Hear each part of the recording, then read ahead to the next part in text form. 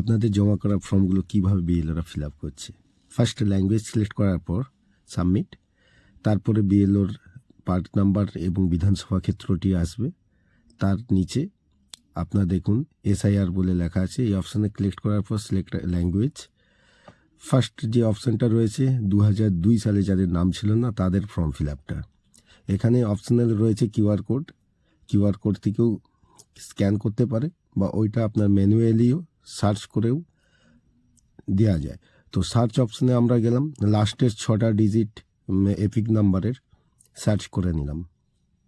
Search করে নেওয়ার পর যে ডিটেলস আসলো সেটা ম্যাচ করালাম। তারপর রাইট সাইডে সার্চ অপশানে গেলাম। এবার এখানে নিচে ইলেকশন 2022, তারপর সার্চ অপশান, প্রথমে স্টেট সিলেক্ট করলাম, তারপরে ডিস্ট্রিক্ট সিলেক্ট করলাম, তারপরে এসআইআর এসি নাম্বার মানে বিধানসভা ক্ষেত্রটি আমরা সিলেক্ট করে নিচ্ছি।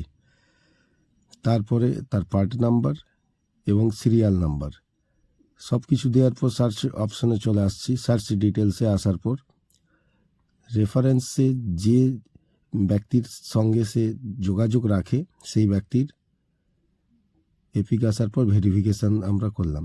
তো এখানে প্রথমেই এসআইআরের ডেট অফ বার্থ, তারপর আধার নাম্বার, তারপর mobile number.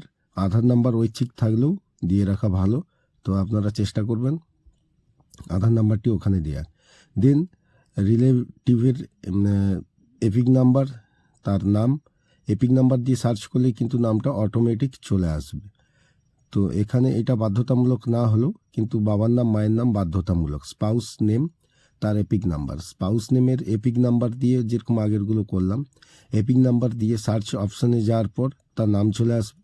Select relation father, select করার পর ফর্মটি আসছে। ফর্মটি আমরা ছবি তুলে নিলাম, টিক চিহ্ন ওকে করে টিক চিহ্ন মেরে দেওয়ার পর ফর্মটি আপলোড হয়ে গেল।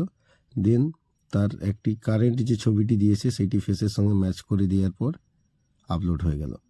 এরকম পর সাবমিট অপশানে যাওয়ার পর সাকসেসফুলি ফর্ম সাবমিট সাকসেসফুলি ডান। তো এরকমভাবে ফিল আপগুলো চলছে। ধন্যবাদ।